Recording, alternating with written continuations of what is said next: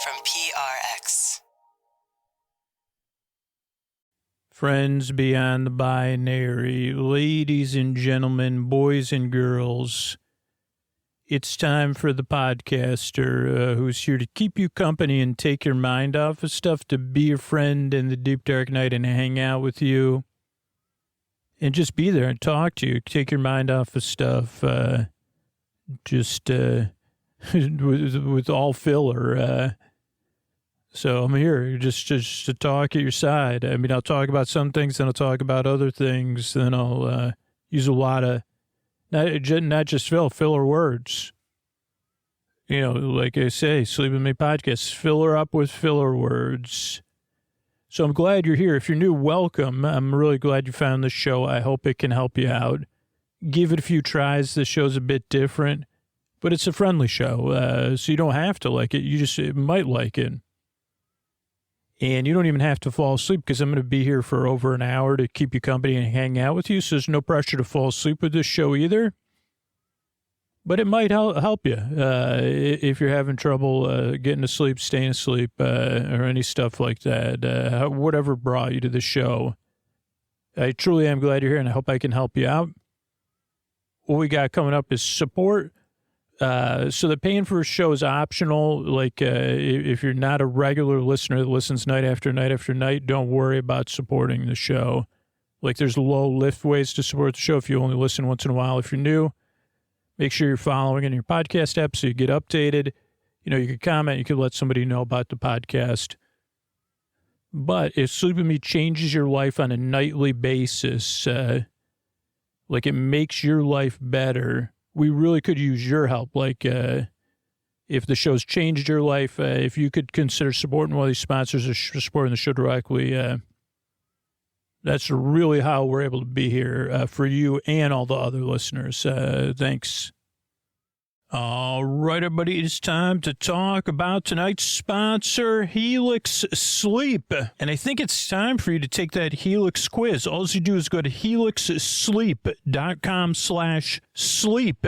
Take the quiz, and you'll get matched with a mattress that fits your sleep preferences, your sleep needs. What's going to help you get a good night's sleep? Because I can tell you from experience, I've spent all winter long snuggled in my Helix. I was so comfortable. I got to tell you, I love my Helix. And if you've been listening to this podcast on a regular basis, you know, Helix is the sponsor we've had the longest relationship with, because everybody deserves a mattress that feels comfortable to them, that helps them sleep. And maybe that's you. I don't know. Does your mattress do that for you? Well, that's why we work with Helix, because the Helix quiz matches you with the perfect mattress based on your personal preferences and sleep needs. It makes buying a mattress easy. Helix is award-winning, the most awarded mattress brand, tested and reviewed by experts like Forbes and Wired. There's free shipping and seamless delivery. Helix delivers a mattress right to your door with free shipping in the U.S. And there's the Happy with Helix guarantee. Rest easy with seamless returns and exchanges. The Happy with Helix guarantee offers a risk-free, customer-first experience designed to ensure you're completely satisfied with your new mattress. So get over there. I don't know what you're waiting for, honestly. You deserve a new bed. And you deserve seeing what Helix has in store for you. So go to helixsleep.com/sleep to see the latest offers for Sleep With Me listeners. That's helixsleep.com/sleep. Make sure you enter our show name after checkout so they know we sent you. helixsleep.com/sleep. Thanks, everybody. Hey, everybody, this is Scoots here. I'm running through the yeses of people that should support the show after we already ran through the no's. Don't support the show if you're new. Don't support the show if you only listen once in a while. Don't support the show if you can't. Don't feel pressured to support the show. Or don't support the show and don't feel pressured to support the show if you don't want to. We have you. The yeses will have you. And you can feel good about that there's somebody out there who's supporting the show for them and everybody else that listens. I don't know. Is that you? Are you the yes person? Yes. I want to be a part of this podcast. Yes, I want to be part of this thing that nothing else exists like it that I've found, that I never knew to look for, that I never knew I would even like on my first two or three tries even. Yes, this podcast brings me comfort in the deep, dark night. Yes, it brings me something like sleepy joy and delight in the deep, dark night. Yes, I count on the show. Yes, it makes my life better. Yes, it makes my days more manageable. Yes, I know Scooter and everyone that works on the show wants me to be out there in the world flourishing so our world is a better place to be in. And yes, I know that takes a lot of work because the show is so reliable. And yeah, I couldn't replace it with anything else. I wouldn't want to. Yes, I can. And yeah, I'm willing to overcome all of those things in my way because it is not easy to support the show. Even when you can and you want to, there's so many hidden obstacles in our way. Putting it off, saying that somebody else will do it, saying Scoots isn't talking to me, saying I'll do it one day. All it takes is that last yes, which is yes, right now I'm going to support the show because I care about it, because it's an important part of my life. And because I count on it, and I know thousands of other people count on it that can't. And if those are all yeses for you, right now in this moment, go to sleepwithmepodcast.com/plus, sign up to support the show. You can set up the bonus content tomorrow. And yeah, I know it's a big ask to say yes right now in this moment, support the show. But if you're listening and hearing me right now and it's all yeses, you're probably the only, you're the only yes. And that's just, unfortunately, it's a statistic, and that's why I'm trying this different direction because I want you to be, I want to keep making the show. I love making the show, and it is really hard to support the show. So if it's not hard for you right now in this moment, think about signing up at sleepwithmepodcast.com/plus, and if not, don't worry about it. The last person that supported the show said it took 10 years of me asking. So right now we'll be on the people from 2016. But ideally, I don't know. Anyway, thanks so much. Oh, Mystery Bard, a lot of people help out on our show. Who are they? Posty poster son sounds like an earful. Wrote the theme song. Edits episodes. Carl W. the legend. Also edits episodes. Ashley, Kenny, Scotty, Jennifer. Runner. Eric and the team at Astound are on the website. I am the Mystery Bard. I do the lullabies, yeah. I do commissions at JonathanMann.net. I'll write a song for you. Any reason at all. You can tell me the story and I'll make it personal. You see the kindness shine straight on through when the listeners form their own Facebook group. Keith, Stacy, Sarah, Julie, and Jennifer. These are your moderators. Get support, dear Scooter, on Patreon. Buy the merch and support the sponsors. You can find anything you want at sleepwithmepodcast.com. And we're so proud that we could dance. Rusty Biscuit, Lois, Hannah like banana. Leah does the transcripts. Thanks, Mystery Bard. And like for people that, I've been saying don't support the show directly. One of the ways you could support the show is letting people know about the podcast or signing up for a referral newsletter. If we get enough people interested, we'll start doing fun live streams or something like that. And you could sign up at sleepwithmepodcast.com/refer. That's sleepwithmepodcast.com/REFER. Thanks, everybody. And what do you say we get on with the show? Are you up all night tossing, turning, mind racing, trouble getting to sleep, trouble staying asleep? Well, welcome. This is Sleep With Me, the podcast that puts you to sleep. We do the bedtime story.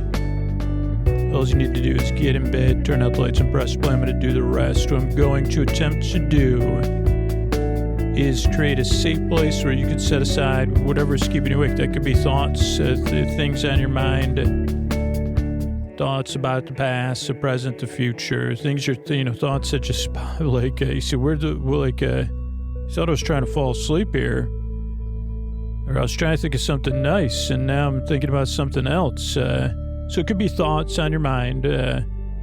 It could be feelings, anything coming up for you emotionally related to those thoughts or feelings that are just there.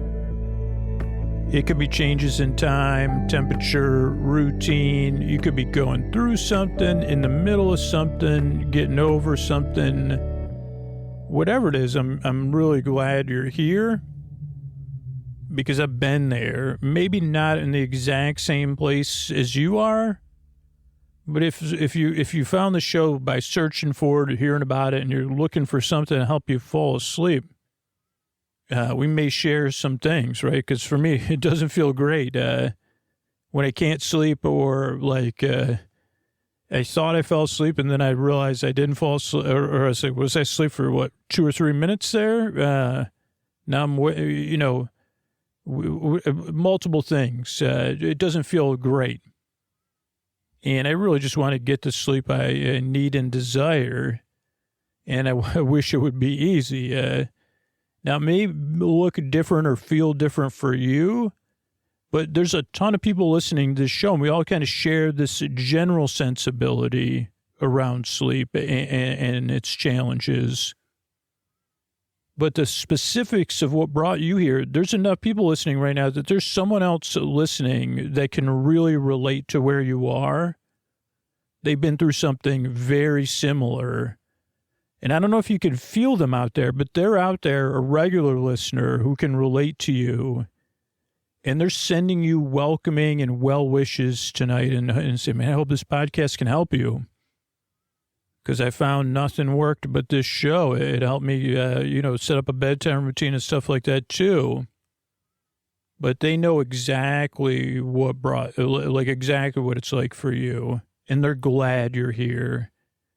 And not only that, they get to feel good. Like they get some warmth and positivity by just welcoming you here. So that's a pretty cool thing about that we get to be a part of with this show. The other thing is, what else? You deserve a good time. You deserve a good time at bedtime. Excuse me. You deserve a bedtime. You do, but more of a winding down kind of good time, not the traditional, oh boy, I guess that was a Freudian slip. I don't know but you deserve a bedtime without rigmarole. Without where you say, okay, I don't want to dread bedtime anymore. And I hope this show could be a part of that for you, because when you get the rest you need on a regular basis, your life is better. And helping with that, if I can, gives my life meaning. And it gives my struggles to sleep meaning and purpose. So I really hope this show can help you out, and that you could be out there in the world flourishing. So that because our world will be a better place with you in it. We really could use you. So I hope this show can help you out. The way it works is I send my voice across the deep, dark night. I use lulling, soothing, creaky, dulcet tones, pointless meanders, and superfluous tangents.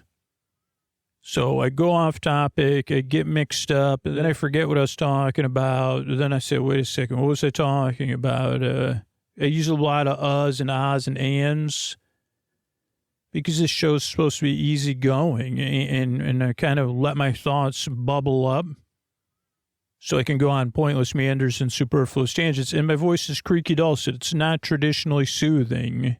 It's on the creaky side of dulcet. If you listen to the show, maybe 100 episodes ago, I said the creaky side of Dawson.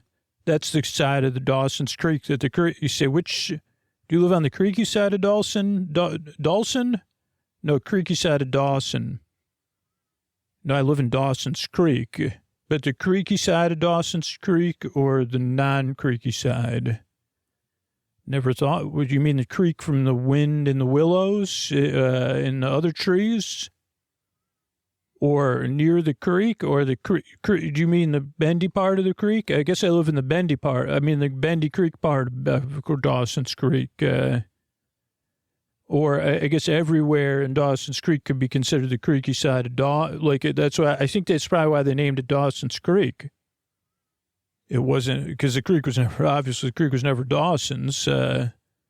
But maybe everybody lived on, they lived in, once upon a time was Dawson's, and then they were confused because the hamlet of Dawson was equally distributed on both sides of the creek. And then people said, do you live on the creaky side of Dawson? I said, I don't know what that means because I live in Dawson. They said, well, we're going to form a new town. Those of us on the creaky side of Dawson. So, yeah, maybe there's a split. Maybe there's Dawson and Dawson's Creek. There's people out there that are like, of all the imaginary lore of Dawson's Creek, it's not something about, how dreamy James Vanderbeek is.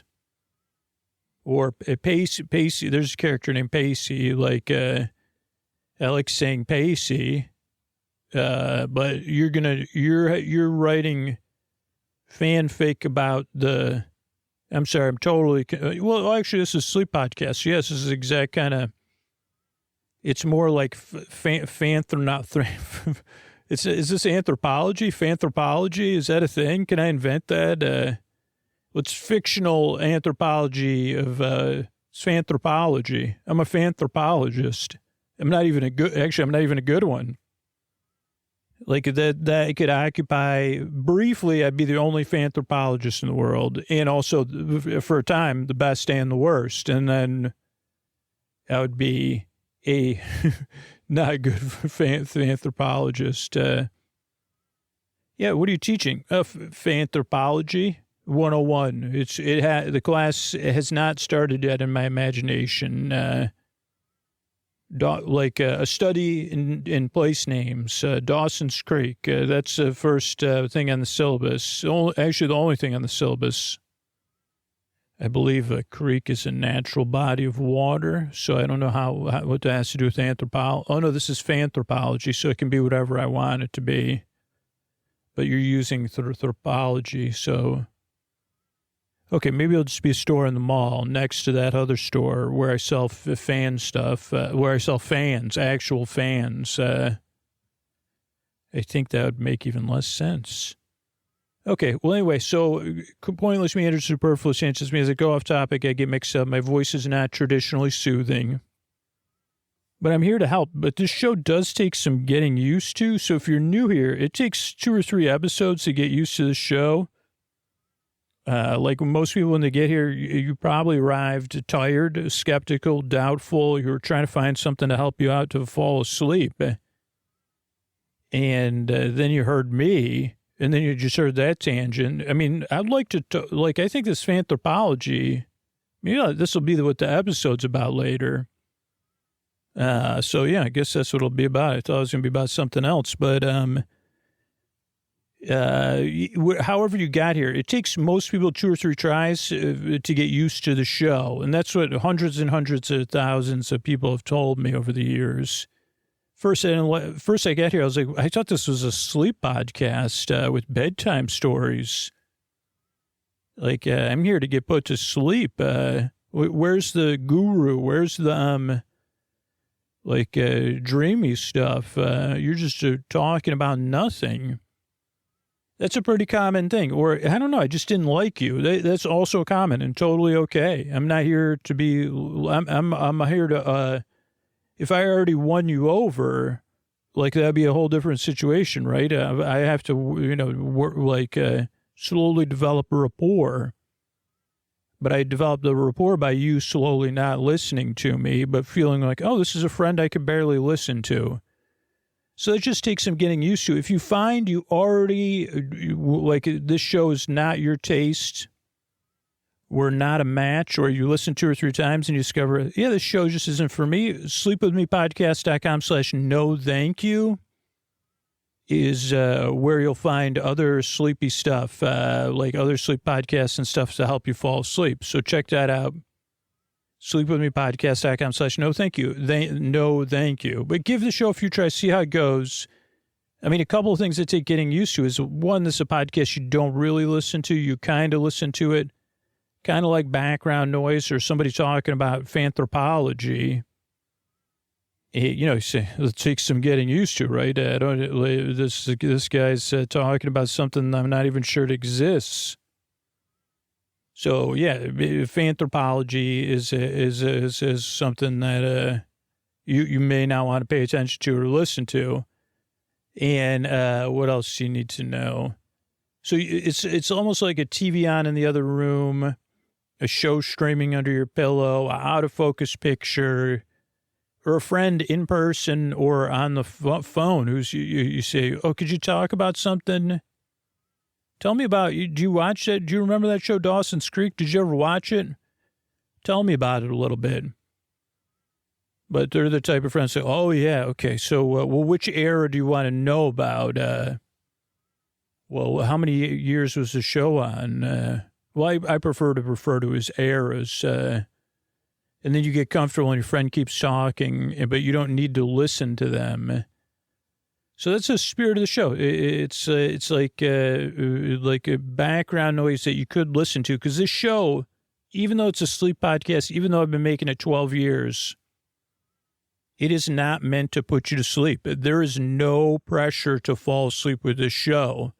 My job is not to put you to sleep. It's to keep you company while you fall asleep, to be your friend in the deep, dark night, and to be there. Because there's people listening who can't sleep at all, who work really different schedules, who need a break during the day or have some kind of work where they need background noise. And I'm here to the very end, whether you're awake or asleep, because my job is to be here talking and rambling, to be your boyfriend, your borbay, your neighbor, your Borby, your Borman, your Boris Borloff, your best boyfriend forever, your chairman of the boards, to just hang out with you and talk. That's what a boyfriend does. So that also takes some getting used to. It's like most people, you know, if you tuned into a sleep podcast, you'd expect it to put you to sleep in some sort of method. But my method is more natural. Kids get bedtime stories, but you say, come on, with the kid, it's a little bit, ideally a little bit more efficient. With adults, we kind of chill together and unwind. And that kind of leads into the last thing I like to tell people about, which is the structure of the show. The show's structured in a very specific way to benefit the maximum amount of people it can.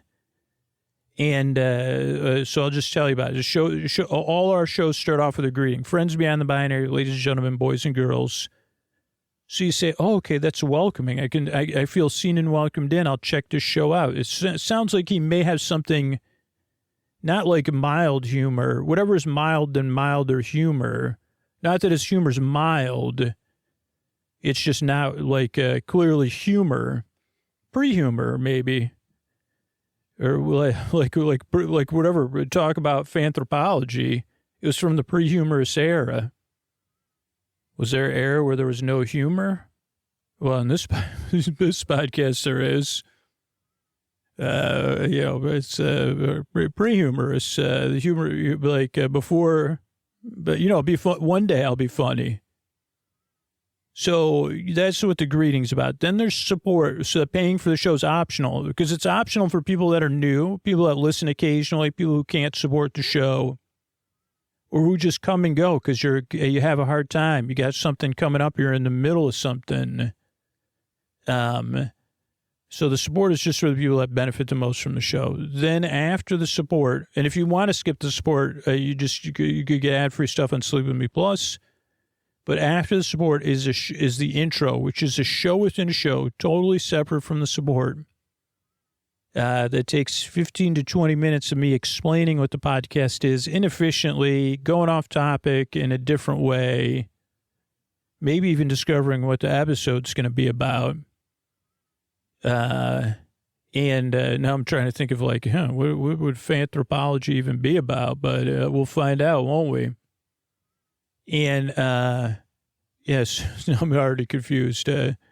So the intro goes on and on and on, but it follows a similar structure every time, but it's different every time. That way, variety is one of the things I know that helps me fall asleep. It has to be familiar and comforting, but also has to be fresh. Otherwise, I get used to it. So that's why every intro is new. And then the reason the intros are around 15 to 20 minutes long is to ease you into bedtime. The intro is not meant to put you to sleep. If it does put you to sleep, please consider supporting the show because we need the support of the people that fall asleep fast. But the intro is meant to help you wind down. So most people are getting ready for bed, doing some sort of wind down or chill activity in bed, getting comfortable, petting their pets. getting eased into bedtime. That's what the intro's there for, is to be a part of your wind down routine, to give you a buffer between being awake and asleep. That's what works for me most of the time, and that's what most studies have shown works, is having something nice at bedtime or a few nice things at bedtime to kind of neutralize the other stuff. And say, well, at least I have that. I mean, that podcast's not bad. He is on the creaky side. He is pre-humorous and on the creaky side of something. But I don't mind that. And then I got, I'm going to doodle and look out the window and lie on the floor for a little while. So that's what the intro does. Then after the intro will be support. And then after the support will be our episode. Turns out tonight, I don't know, it'll be like a Trending Tuesday style episode, we call it, where we try to make an episode out of an idea about, what's the idea? Fanthropology. So, yeah, I'm glad you're here. If you're new, I'm really glad you checked the show out. I hope it can help you out, or I hope you give it a few tries. And even if I don't help you, find something that does help you. If you're coming back, if you recently, or just having a tough time, I hope I can help. And if you're a regular listener, so glad to be here in your ears. Myself and a team of people work really hard on this show, which again can seem not real, but it is. And it gives our lives meaning to make this show and to help people out. And the way we can do that is because if the people that benefit the most, like one person that listens to the show 5, 6, 7 nights a week supports the show tonight, it'll be here for everybody else. So if that's you, if you could think about supporting one of these sponsors or supporting the show directly, be amazing. Thanks.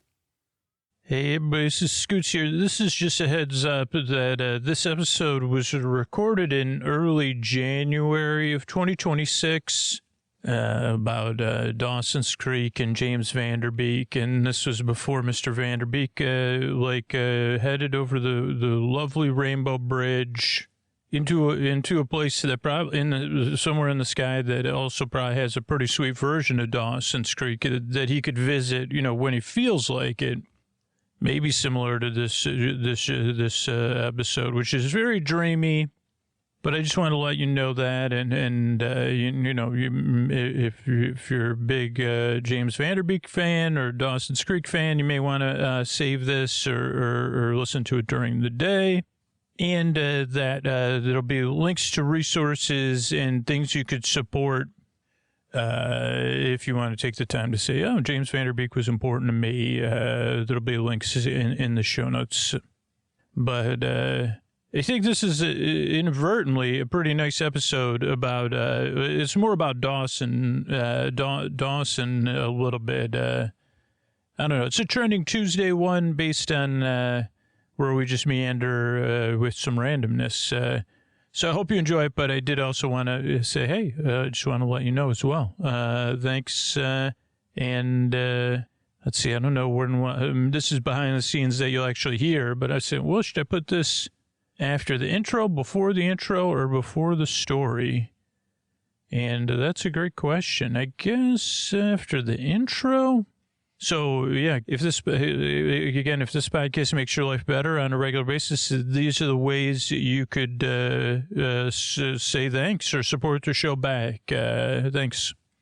All right, everybody, it's time to talk about tonight's sponsor, ZocDoc. Finding a doctor that you really like is kind of like finding a diamond in the rough. Searching, because you got to find somebody that's in your network.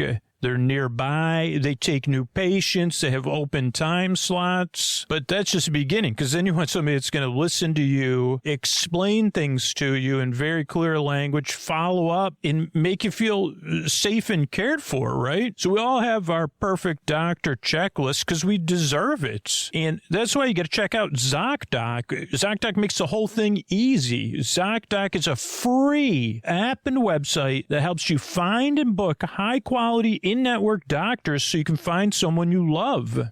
And we're talking about booking in-network appointments with more than 150,000 providers across all 50 states. Whether you're looking for dermatology, dentistry, primary care, eye care, or any one of the other 200 plus specialties offered on ZocDoc, you can easily search by specialty or symptom to build the care team that's right for you. You want to see your doctor in person? Great. And if you prefer a video visit, you could do that too. And then there's those thousands of verified patient reviews that give you a real sense of who your doctor is. Whatever it is, you can feel confident that you can book with a doctor you know you'll love. And as I've said, since I've made my move, I've been checking ZocDoc, and I'm still using it as part of my search for my care providers. So you got to check it out too. Stop putting off those doctor's appointments and go to ZocDoc.com/sleep to find and instantly book a doctor you love today. That's ZocDoc.com/sleep. ZocDoc.com/sleep. Thank you, ZocDoc, for sponsoring this message. Hello, everyone. My name is Agatha, and I'll be taking over the podcast class today. Pleased to meet all of you. Now I'll be, some of you, most of you may not know me. It's been quite a while since I've needed to take over for Scooter. So I will give you the short version, even though the history of my existence is, I'm known as, in your world, I'm known as Cinderella's stepmother. But that's all unless you really listen to this podcast, which would be, some of you do, which I appreciate, those of you that do feel like you know me.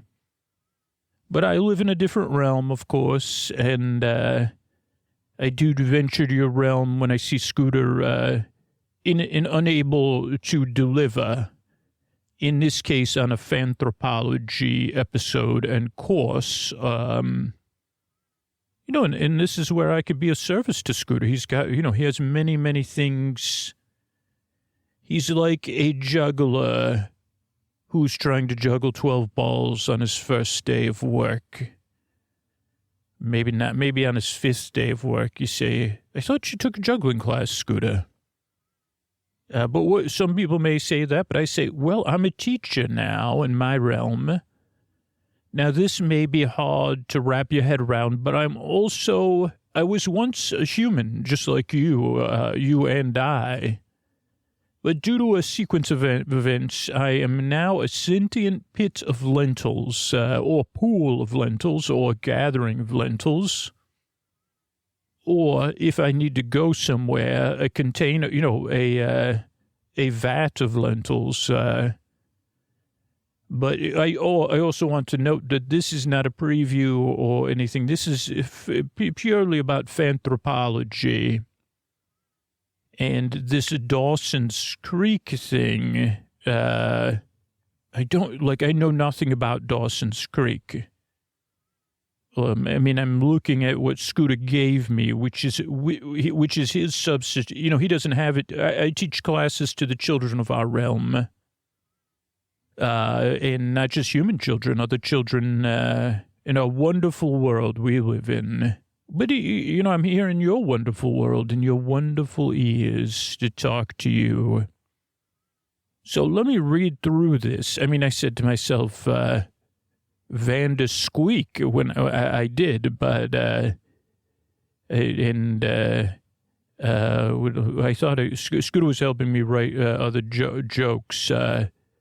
I feel my heart withering, Pacey.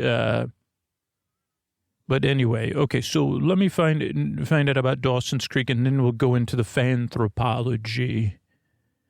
So Dawson's Creek, according to Wikipedia, is an American teen drama television series about a group of friends in Cape Side, Mass. That's short for Massachusetts. And from high school to college, 6 seasons, 1998 to 2003. There was Dawson, Joey, Pacey, Jen, other characters. Kevin Williamson was the creator. And the show was filmed in North Carolina. And it was one of the flagship shows for the WB, along with Buffy and Seventh Heaven. And the premise, Dawson Leary, introspective 15-year-old aspiring filmmaker. His best friend, Josephine Joey Potter, who comes to his house through a ladder into his bedroom for movie watching and platonic sleepovers. Scooter always says plutonic, but I think that's because Scooter has a platonic relationship with Pluto. Or more, I mean, I guess it's platonic but Scooter says, I know how you feel, Pluto. Platonic hangouts or sleepovers. And Joey lives with her older sister, Bessie. They run the restaurant, The Ice House. Dawson works at a video rental store with Pacey. This reminds me of another show we've been watching here in our realm. We have to, believe it or not, we have to run a cable into Scooter's realm. See, if those streaming companies, we won't be. You want us to stream and watch the commercials? I say, well, couldn't it be one or the other? But Pacey is an underachieving class clown who occasionally squabbles with Joey. Squabble, I love that term. Now, it's one of those things with Dawson and Joey, how do they feel about one another? Is it platonic or not? Scooter, what about you and Pluto? I mean, I guess it's a long-distance relationship. Now, you may say, Agatha, do you have love in your life? I do. I call him the Letterman. And you could find it, but this is not about me. This is a class I'm teaching. But I do have someone close to my heart named the Letterman. Not in this teen drama, because I think if you do a sports, you wear a letter shirt or something. He's not like that. He's, anyway, being a pit of lentils, it makes, in our realm, it's not like, I didn't point this out. It's very rare for someone to be the transfer from a human form to any other form. It has to be some sort of powerful magic. And so the idea of me becoming a pit of lentils, even in our realm, you may say, Agatha, you sound different. Well, in our realm, I was pretty much a queen, or first advisor to the queen. And then I became a pit of lentils, but I've adjusted. They do say, I think Scooter's big on this, but talk about plasticity when you're lentils. But you have to be resilient. Even if you become a pit of lentils, you have to be resilient. Also, an archetypal part of Scooter's life is because of Fraggle Rock. And now I wonder if that's how I became a pit of lentils. Do I have Fraggle Rock to point my finger at? But then I would say, Agatha, that means that 3 fingers are pointing back at you and your thumb is kind of pointing at your nose. Because it can look like I can look like a form. Much like, Scooter does have a lot of sentient lumps, or, things like piles. Okay, back to the thing. Joey, Dawson, and then Jen arrives, who's moved to Cape Side from New York City, living with her grandparents. And it's a coming-of-age story, so it deals with things that teens must deal with. Also, Scooter wanted me to note, this is not a future watch-along either, because then it would ruin his ability to say the creaky side of Dawson if he gained a knowledge. Because they said, what do you know about Dawson's Creek? And that was what he said. He just looked at me. And he said, well, let me show you these jokes I wrote. And I said, thank you, Podman. And I said, they're actually not bad for a joke from Scooter. The witter pattering of my heart. But I said, Scooter, even I know that most people don't know Pacey's last name. But when I see those eyes, I do feel a little leery. Oh no, that's a different word. No, I don't feel leery. I feel drawn in. Okay, season 1 is 13 episodes. And it covers, according to Wikipedia, the triangular relations of Dawson, Joey, and Jen. Some have compared it to Archie, Betty, and Veronica. And there's homage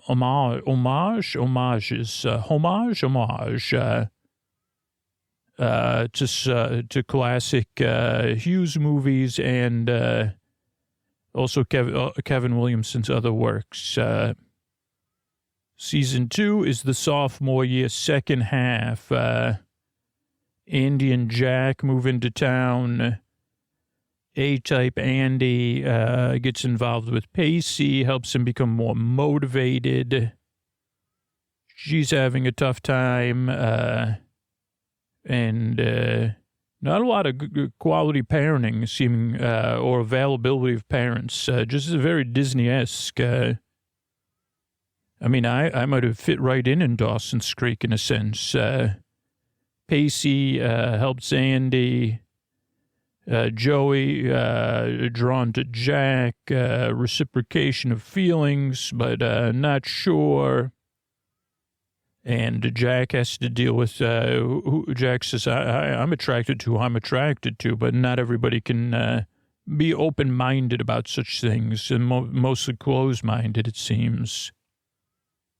Jen becomes Abby, friends with Abby, not becomes Abby.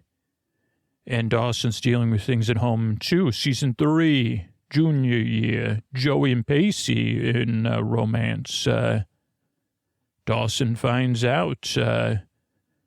Dawson and Pacey become rivals.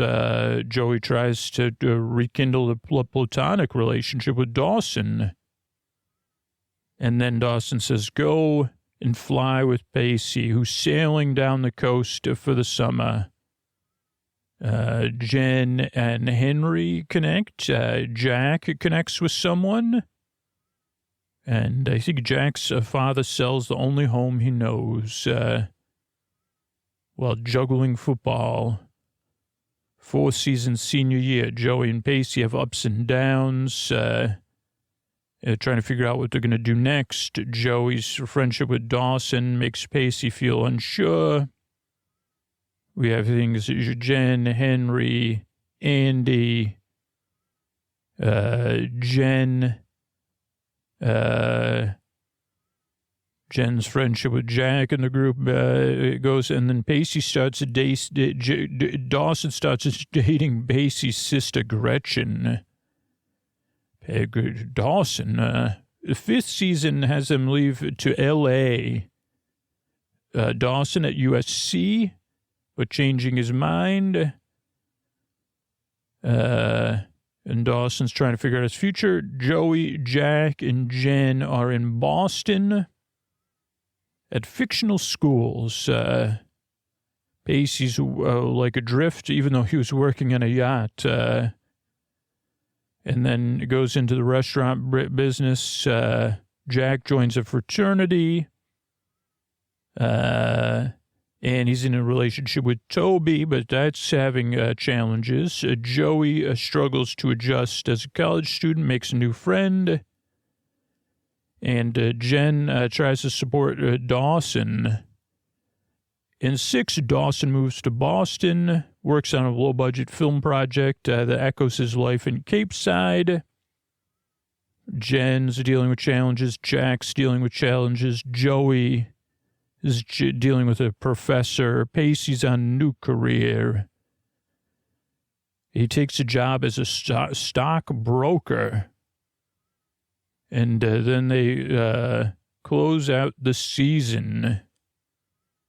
So let me talk about. So we're trying to imagine the what would be. So let's just start to imagine we're walking, and I'm wondering what we could see as a part of Dawson's Creek. If I just wandered into Dawson's Creek as a fanthropologist, and the first thing I saw was like some picturesque things. Like there's obviously a creek, maybe there's a bog or a watering hole, and in the distance there's an ocean. But one of the first things that catches my eye are three people sitting. Well, one is so it's like a picnic. So imagine at a distance there's a few rolling green hills. And there's three figures we could see on the rolling green hills. And you say it looks like they're having a picnic or just chilling in the grass. And one of the people is sitting down, looking up. And then at the center is a figure, is central figure, I would say. So I say, that must be Dawson. I can see the sea beyond on the horizon, and I can see it in his eyes, the same thing.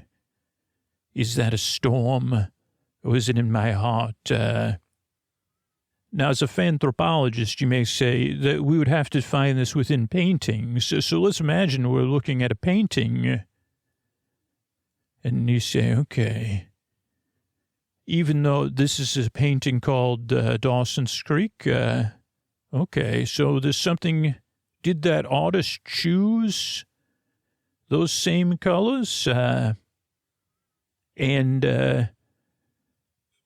so what else am I seeing? Correct, thank you for reminding. I got lost in this dream. Okay, so the painting that we're seeing, Dawson is holding out one hand, and holding Dawson's hand is a woman with long hair, and she's moving. Is she going to sit down, or is she standing up? That's a question I don't have an answer to.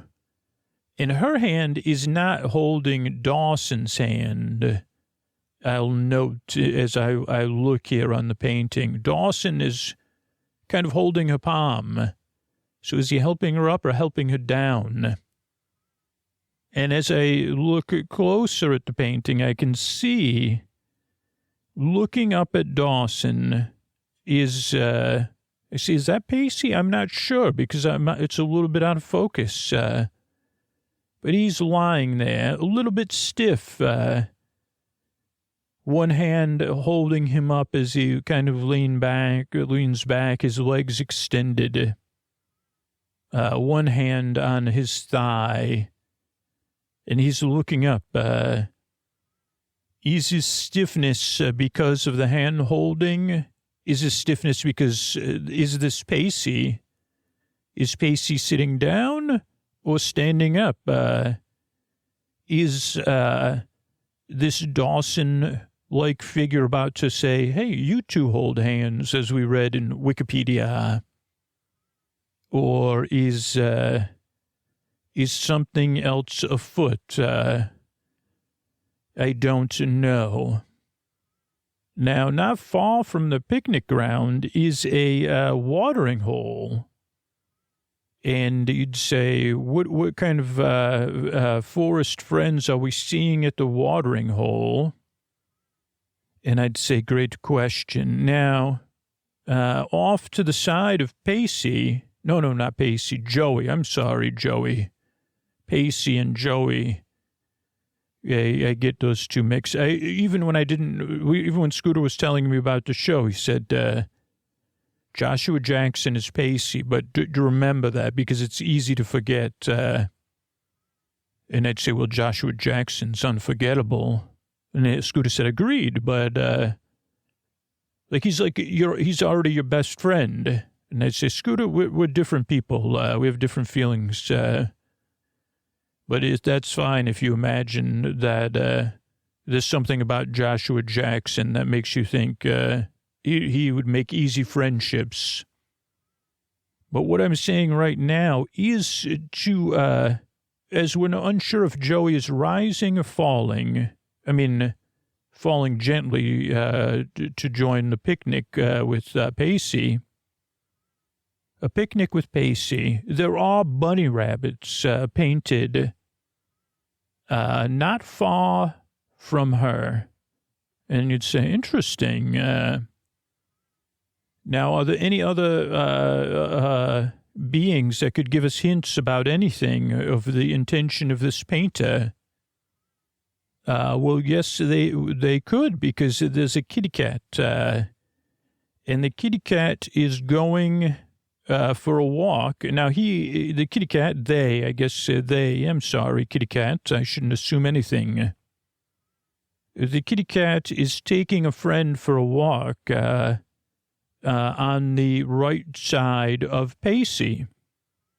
And now near Dawson, between Pacey and Dawson and between Dawson and Joey, there are no forest friends. But if we go down to the watering hole and say, is there any metaphors within the watering hole for the world of Dawson's Creek? I'd say, well, as a fanthropologist, I guess we're in the gathering phase and not the analysis phase. We're looking at an ancient painting that I was told by Scooter was titled Dawson's Creek, but now I'm wondering if it is. So by the watering hole, we see two, one, a peacock-like character, and then another, some sort of water bird. You know those birds that Scooter lived in the Bay Area, and there was this one kind of bird that loved to swim and find sustenance under the water. Now, not a duck, not a waterfowl, nothing that's foul about waterfowl, but this was not a waterfowl that I know of. It was like a slender bird, and when it would come out of the water, it would look very slick, though eventually, if it wasn't under the water, its feathers would return to non-slickness. In this painting, those two are having a conversation. Then off to the side is a pheasant who just seems to be relaxing watching the activity in the water. What do you call it? A water hole? A water gathering place for mostly birds, not all birds. Then we have another bird taking a drink and some ferns. And then coming out of the water is a seal, a spotted seal, who said, hey, I'm getting out now. I'm going to relax too. And then in the water is a frog who looks like they're either getting out or getting in or calling to someone and say, maybe they're having a conversation with a bird. And this, again, may be a metaphor. This bird has, this is a bird that looks like somewhat of that similar, it's a bird with three-beaked bird. And it's a talkative bird because one of the heads with a beak, so it's a three-headed bird. And one head is talking to a frog. Then in between, next to the frog swimming is some sort of unicorn fish. I've never seen that before in any realm. Not huge, so smaller than a seal. Not a seahorse, because part of it is above water. I'm not sure if it's a mammal or a fish, but it has a unicorn. Did I say seahorse? I mean a unicorn fish. Next to the unicorn fish, also having a conversation with the three-headed bird is, and I just noticed something in the painting new as I got closer that I'll go to after the watering hole. There's a spoonbill, some sort of spoonbill. That's a kind of bird. And the spoonbill is swimming and talking to one of the heads of the three-headed bird. Then there's another flying fish in the water. coming out to say, what's the ruckus about or something. There's other birds swimming or other fish in the water we can't quite see. Then there's some sort of rooster fish or a rooster swimming. Could just be a rooster swimming. And then it's tough to tell, but it looks like there's either, what is it? What would you call that? That's what those things that lay eggs. I forget the name of that being. It's got a beak and it lays eggs. It's a platypus. A duck-billed platypus is reading a book, but it also has a fish body. Or it's an illusion, and there's also a fish swimming by the duck-billed platypus. But most importantly, the duck-billed platypus is reading a book. So who might that be in the world of Dawson's Creek? What can we understand?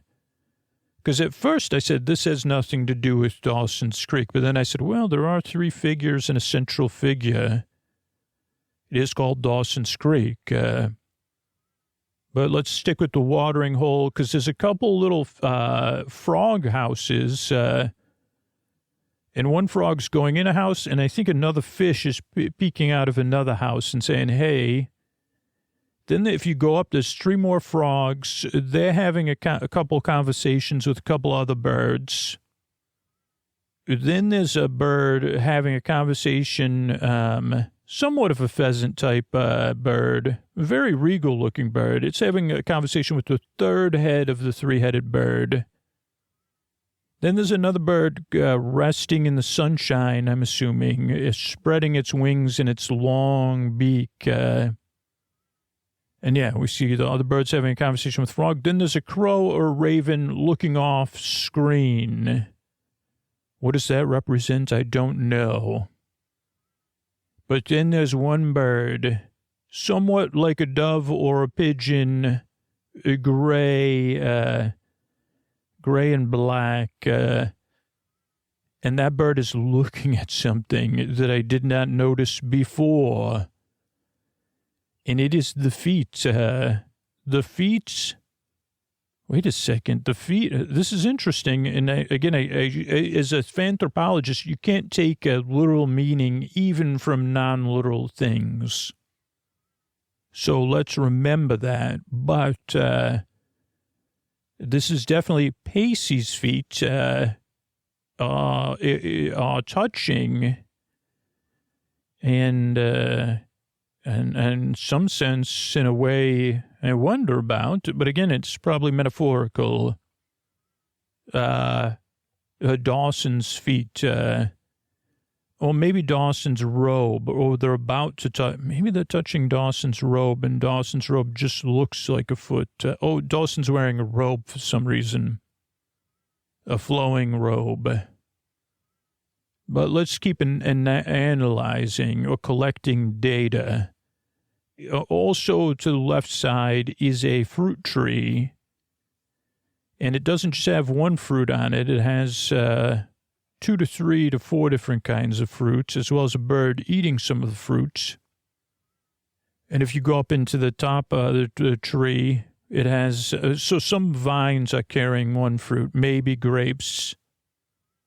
So I guess in a sense I'm incorrect. There's 2 different sets of grapevines on the tree. And then in the tops of the tree is some sort of berry, blue, not a blueberry.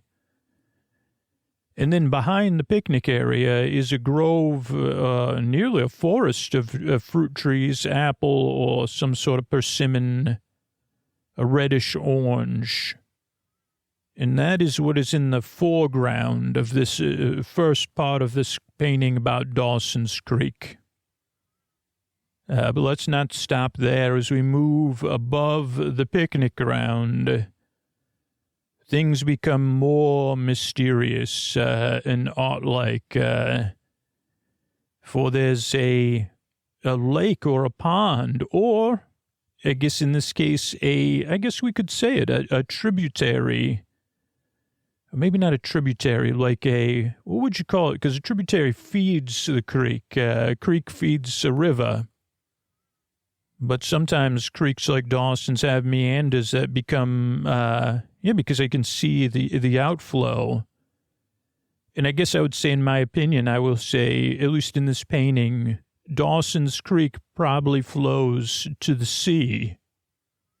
But this is more of a nice, it does look nice. It's not a watering hole, but it is busy with life, teeming with activity and life. So we'll say it's like a pond. Well, it's not a pond. A pond doesn't have an outlet. I don't know. It's I don't know, a little pond off a creek, off of Dawson's Creek. We'll just say that. And around the pond, before we get to the center of the pond, where there's a lot going on, around the pond is different forest friends, and even like things that are saying, right now I'm evolving, or I think I represent something more. And a lot of these are very dreamlike forest friends. It's almost like if a bird and a balloon, or like a gourd crossed with a duck, or if a turtle and a sponge got together. Very nice looking friends, and they seem to all be headed towards some sort of celebration or just relaxing in the sun. But there's a large amount of them that are saying, let's get out of the water now and let's all play a game or something. And there's even some of them going into like what looks like someone's room. Oh, let me show you my toys. Please come with me. And above that is even like a little place, like, in very picturesque. I could even picture Dawson and Pacey, or Dawson and Joey, or Pacey and Joey, or Dawson by himself lying on one of these rocks in the sun, soaking it in. There's more trees and plants with plenty of fruits and fruits aplenty. And then we have another rabbit. We have, again, imaginary friends. There's a giraffe that kind of looks like a little bit more of a pony giraffe. There's a teddy bear. There's a, what is that type of dog called? You know what kind it is, but you can't think of the name. Oh, you just added Scooter, but what a dog that Scooter knows, a kind of, a cavalier, but it's also, if you imagine a cavalier, you know how cute those cavalier dogs, I wouldn't be cavalier about those dogs, if that's what they're called. They're cute. They're very foxy, in a sense, but this one also has a bit of ostrich in it.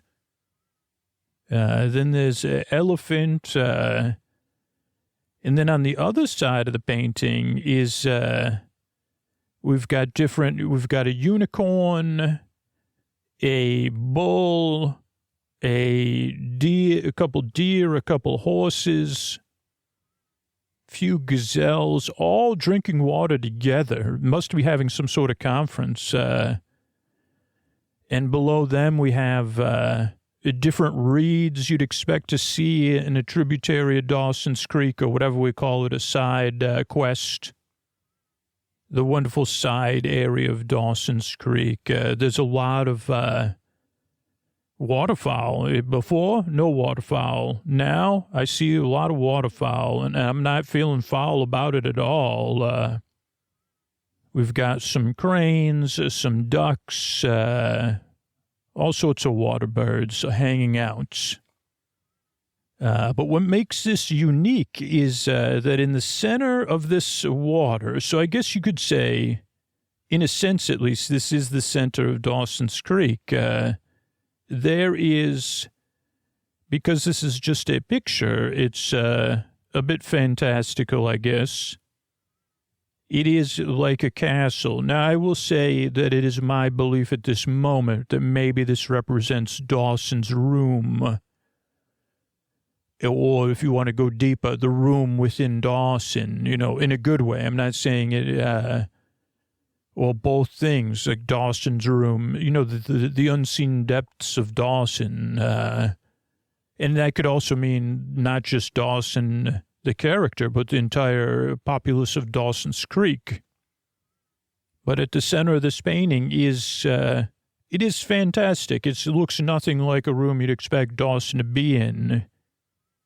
But there is one window, and looking out that window is an owl. But that owl has very powerful eyes. The eyes are not blue. And I was so Vanda squeaking that I don't even know if his eyes are blue. I think it's also, I said, Scooter, what other films has he been in? And Scooter said, Varsity Blues, I think, but I'm not positive on that one. But so, looking out from the window is now the wisdom of Dawson. You'd say, okay, Dawson is a central character. As an anthropologist, I am allowed to, I'm not, this isn't my thesis statement. It's just, sometimes you do use your, this is a part of, it's almost like brainstorming. Now, luckily, this is just Fanthropology. So you have a little bit more freedom. And you could do Fanthropology. Just make sure you say, like Scooter said, I'm an amateur Fanthropologist. Or in this case, I'm going in empty because I know nothing about Dawson's Creek. And I'm just looking at a painting of Dawson's Creek. So this is kind of a live look at how an amateur Fanthropologist works. Okay, so this bedroom, it's built underneath it. And again, I would say this is a metaphor. I wouldn't say it's a garbage, but it is built on an island of maybe former shells, discarded items. There's even a couple birds and frogs doing things. And then this... the structure that represents Dawson's room, it does have a spiritual element to it, and a heart goes pitter-patter, and even my back is sweating elements to it, I would say. It does look organic. There is water and light flowing out of it, and it does go up and up and up and up like a growing... like a set of flowers, or if like you're watching science fiction or something and flowers created buildings. And when you talk about the coming of age of each of the characters, they are in a state of flowering, ideally. And because there's water flowing and light flowing out of Dawson's room, which may represent, the interior life of Dawson and Dawson's Creek, I think it's safe to say that the water and the light is meant to help one another grow. And that does seem to be an element, though my knowledge of Dawson's Creek is very rare. It doesn't seem like there was a ton of adult support. And so these characters had to, with Dawson as a representative, help one another. Now, as we move further away towards the horizon from Dawson's Creek, we do see other forest friends playing or leading. There's some hedgehogs and a quill buddy, and some sort of laughing, and then more gazelles. And towards the backside, I wonder what birds in Dawson's Creek represent. There are a lot of birds, and on the top left of this painting, there is there's different structures. Maybe these represent school and society. Maybe, I'm not sure. There are flocks and flocks of birds. One is kind of like a hut that also does look familiar. And some birds are gathered around it. Some birds are flying in through the roof. Some birds are sitting and chattering. Then there's also a parade of birds that seem to be crow-like, though maybe not. And they seem to be headed somewhere, maybe to a conference or something. And then there's even more birds flying in formation. Oh, that does remind me of... because as as an imaginary teacher who teaches within imagination, this could be what the challenges for the not just the teens of Dawson's Creek, but everyone. Because these birds are all flying in formation. They seem to be practicing. They're going through circles, and they head off into the distance almost endlessly. But there are a lot of them, and there are some unique things. Or maybe we've moved in the wrong direction of the painting, in a sense. Or can you move in the wrong direction? These are questions I don't know the answers to. That's why we're exploring. But the birds are certainly moving away from Dawson. This particular set of birds flying in formation, of which there's hundreds. Now, beyond that, you can see what I will pretend at least is the sea where Dawson's Creek flows to. But there's also a dreamy range of mountains that suddenly are in blues. We go from greens and your normal colors of animals and rocks to the horizon being blue with some of the birds and some wheat coloring, like wheat, W-H-E-A-T. And there are a lot more birds, but there's also structures, circular structures. Could they be film canisters? They look like rocks. Another one like a cloak around a mountain. I don't know. Is it a chef's cloak? Is it a graduation cloak? Another one looks like a shield. Of course, you could interpret any of these structures, for any other ways you would like to, if you want to catch my drift. But yeah, I see. And there's one that looks like a moon. There's a lot. There's also another central thing I'm noticing is that there are a few birds sitting as couples.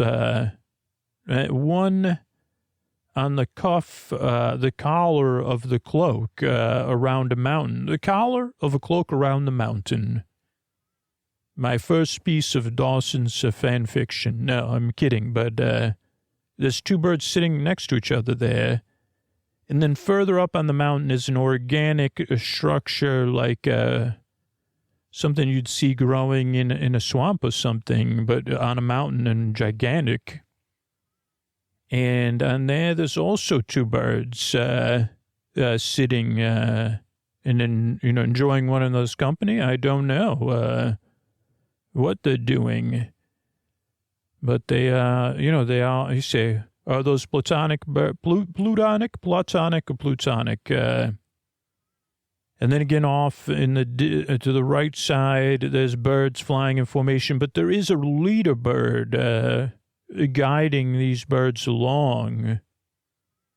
So you could say that every bird does need a leader, but, I don't know if that is necessarily true or not. And again, checking the horizons and things, I say, okay, well, you could interpret that it is not the sea in the distance, but land, but, blue grassy land. But it does carry you off. And yeah, that's a dreamy part of this painting that I just wanted to present to you. Oh, wait, no, okay, there's another gathering of birds here. Are these birds? Interesting. Something open to interpretation here in the center back, middle back. Before we go to the before we get to the end, I'd say the little lines, they could be feathers, they could be leaves, or they could be birds that you only see at a distance, a great gathering of birds.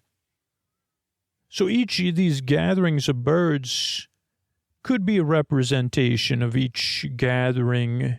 I mean, as a teen, you do have to go from gathering to gathering. A lot of times you feel the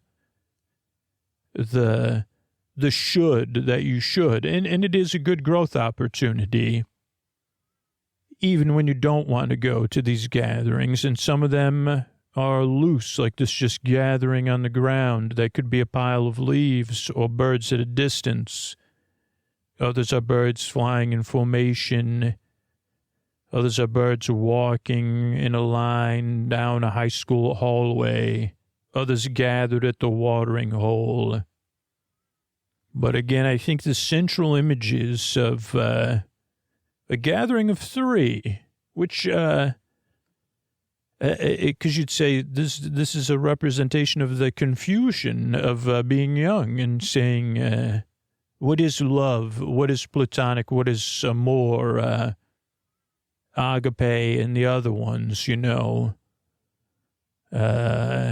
So I think the central image of Dawson, Pacey, and Joey, as I'm interpreting it, in front of a water hole, teeming with life. I think the underlying image is that to be a teen, remember that you are alive, you know, full of life and vigor, but that it is confusing.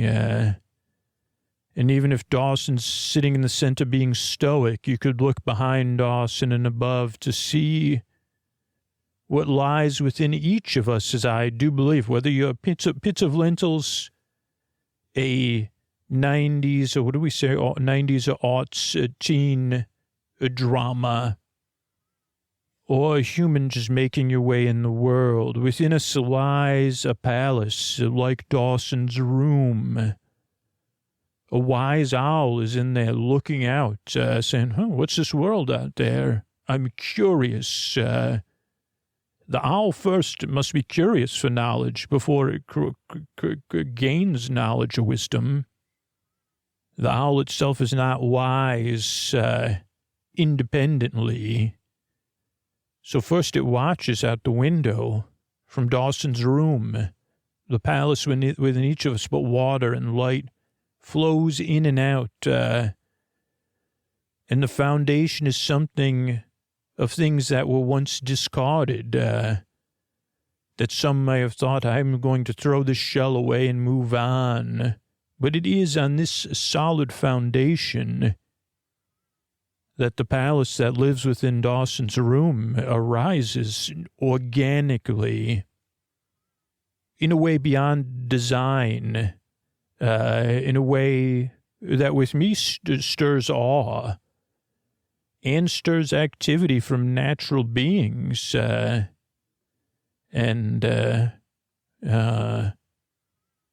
like the owl, as a fanthropologist, particularly a independently amateur fanthropologist, I want to be like that owl, looking out with curiosity and saying, it's my curiosity that will give me the wisdom and the knowledge. But maybe I could look down upon these three slightly confused figures trying to figure out where they belong in the world. But knowing within them is a palace, as I do believe there is within each one of us, a beautiful palace. You could even say that Dawson's palace is twisted, but it's twisted like the vines with the grapes. So I'm glad you joined me tonight. From your friend Agatha, I wish you well and good night. Hey, everybody, this is Scoots with a tuck you in message.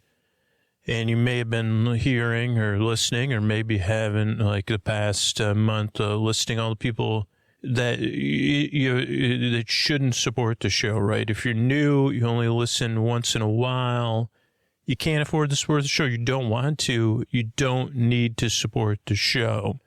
But that led to a question that tons of people on Sleep With Me Plus have been answering.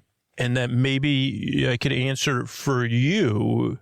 Should you support the show? And the easiest question, it may have a quick answer. Yes. Are you listening to me right now? Yes. Are you hearing me right now? Yes. And do you want to be a part of this thing that we're doing? Sleepy Joy and Delight in the Deep Dark Night? If the answer is yes, right now in this moment, go to sleepwithmepodcast.com/plus and sign up to not just support the show, but to be a part of this, being here for all those other people and for you. Not only will you get access to stuff based on how super listeners listen to the show, people that listen all night, people that have been listening for years, people that have favorites. They only listen to certain styles of shows. Maybe they only want the stories, but they want them as soon as they come out. Maybe whatever you like, that's what we built Sleep With Me Plus in mind. Or you just want ad-free listens, or you listen all night long. But are you a person that Sleep With Me, you feel comfort with this show? You found this show and you're like, man, this is what I've been looking for. Is that a yes? I never found anything like this. Is that a yes? You helped me when nothing else worked. That's a yes. I like the idea of having a boar friend or a boar bud. That's a yes. You're there when I need you. I can count on this show. Is that a yes? Yes. I listen when I wake up in the middle of the night. Yes, I listen when I have trouble getting to sleep. Yes, I listen to more than one episode a night when I need to. Yes, I listen every night I need the show because I know I can count on it. Yes, I've been listening for years and years and years. Or yes, I just want, yes, I'd rather skip the music or have a preference beyond what a regular listener might have. Yes, I know how much thought, care, kindness, caring, hard work from Scooter and other people go into making the show so it can be here for me. Yes, I hear and in listening when you ask for support. Yes, I know the show needs my support. Yes, I'm in a position where I can support the show, but most importantly, yes, I want to support the show. I can and I want to. And maybe I want to because it's a yes, I'd miss the show if it was gone. Yes, I don't think I could replace this podcast. Yes, I count on it. Or maybe it's a yes, wow, this podcast, when I support it, I get to help thousands of other people who count on this show. Yes, me supporting this is rare in this world. Even being in a position to support the show is pretty rare. Yes, having a desire right now to take action to support something I care about is tough and rare. It's not easy. That's the one thing I've learned over the past this year is how tough it is to support the show. Not just financially, but there's something in everybody's way, and that's normal. So I'm looking for the people that have so many yeses, they outweigh those barriers, like to support the show right now. Yes, I know it will feel good when I support the show. Yes, I know I could cancel at any time. I'm not committed to anything either. Yes, I love the Bora giggles. Yes, I love Sleepy Joy and Delight in the Deep Dark Night. Or yes, I just love the boredom, the consistency, the tone of the show. Yes, this podcast has changed my life. Yes, this podcast has changed my relationship with sleep.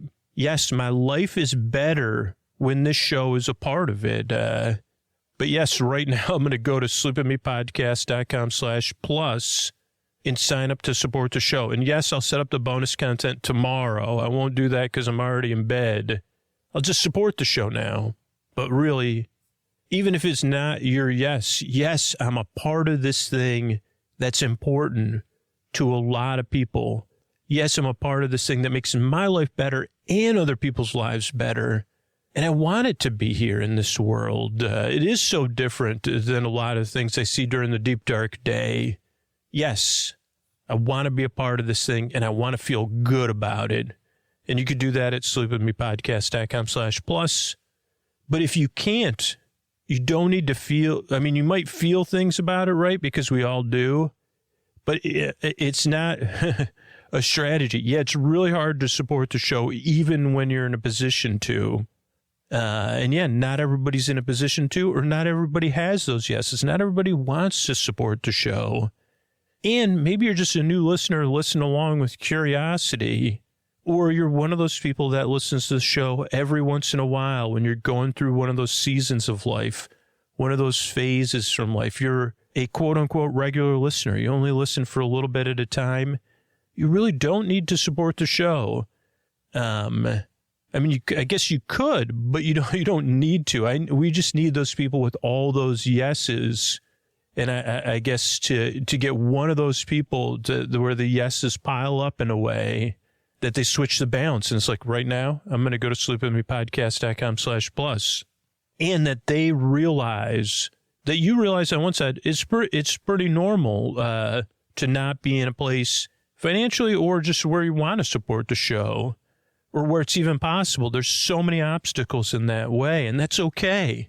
But that is also a big yes when someone does that, because that is what keeps the podcast around. And that is a sign, hey, I don't want this show not to, I want this show to be here. I can't replace it. So if any of those are, if you have enough yeses, please consider supporting the show. Thanks.